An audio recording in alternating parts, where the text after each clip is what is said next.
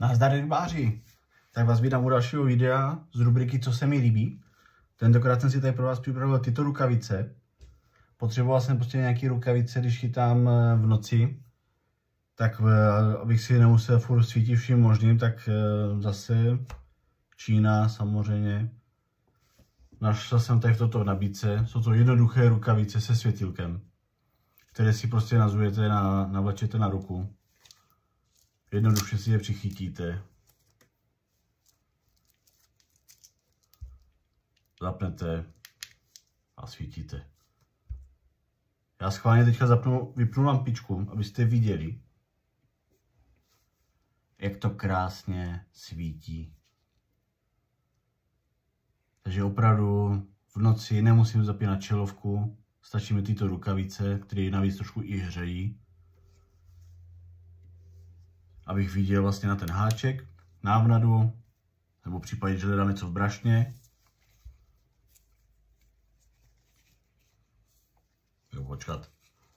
No tak, správný prstíky musíme trefit samozřejmě. Tak.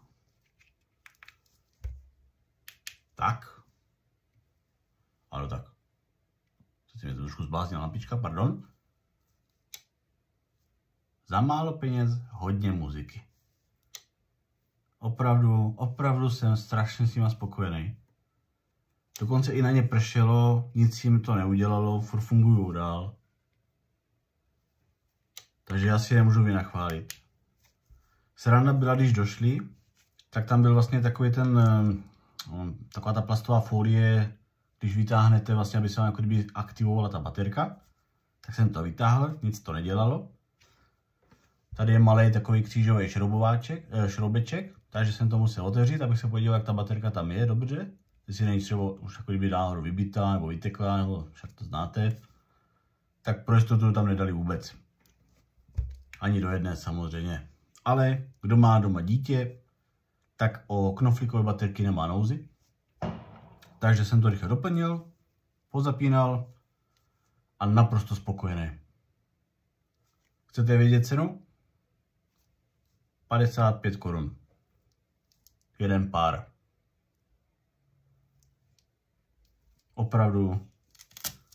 Za ty drobný, co se za to dá, to fakt už stojí jenom za to, aby si to člověk koupil. Protože a teda jsem se díval, že tady, nebo takhle, nezkoumal jsem to nějak na našich e-shopech, jak se to pohybuje, jestli to tady v dodání, ale samozřejmě, kdyby to tady bylo v dodání, tak to nebude za ty ceny. Ještě jsem je viděl, že tam mají v bílé, v modré, červené, ale prostě jsem si vybral tu černou. Když už mám skoro všechno na sobě černý, vždycky na rybách, tak když už tak, ať jsou kompletně celé černý. Takže skvělý rukavice s přísvitem i do mokra, jak tam mají i samozřejmě jako kdyby na stránkách uvedený, ale tak znáte to, že jo, tam se vede všechno, že jo, když ptáčka lapají. Takže nemůžu jinak než doporučit. Tak jo, tak se zase uvidíme u dalšího videa. Mějte se moc krásně. Čau, čau.